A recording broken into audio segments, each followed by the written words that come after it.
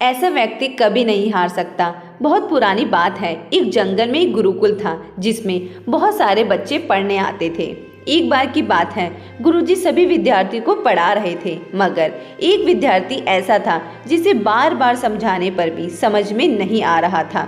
गुरुजी को बहुत तेज से गुस्सा आया और उन्होंने उस विद्यार्थी से कहा, जरा अपनी हथेली तो दिखाओ बेटा। विद्यार्थी ने हथेली गुरुजी के आगे कर दी। हथेली देखकर गुरुजी बोले, बेटा तुम घर चले जाओ, आश्रम में रह के अपना समय व्यर्थ मत करो, तुम्हारे भाग्य में विद्या नहीं है। शिष्य ने पूछा, क्यों गुरुजी?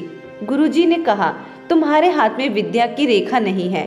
गुरुजी ने एक होशियार विद्यार्थी की हथेली उसे दिखाते हुए कहा, यह देखो, ये है विद्या की रेखा, ये तुम्हारे हाथ में नहीं है, इसलिए तुम समय नष्ट ना करो और घर चले जाओ और वहाँ अपना कोई और काम देखो। यह सुनने के बाद उस विद्यार्थी ने अपने जेब से एक चाकू निकाला, जिसका प्रयोग वह रोज सुबह अपने दातुन काटने के लिए करता था।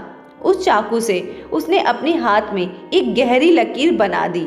हाथ से खून बहने लगा। तब वह गुरुजी से बोला, मैंने अपने हाथ में विद्या की रेखा बना ली है गुरुजी। ये देखकर गुरुजी द्रवित हो गए और उन्होंने उस विद्यार्थी को गले से लगा लिया। गुरुजी बोले, बेटा तुम्हें विद्या सीखने से कोई ताकत नहीं रोक सकती है।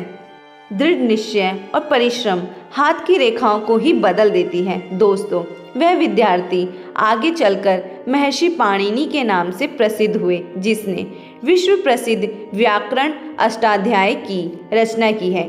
इतनी सदियां बीत जाने के बाद भी आज 2700 वर्षों बाद भी विश्व की किसी भी भाषा में ऐसा उत्कृष्ट और पूर्ण व्याख्या का ग्रंथ अब तक नहीं बना।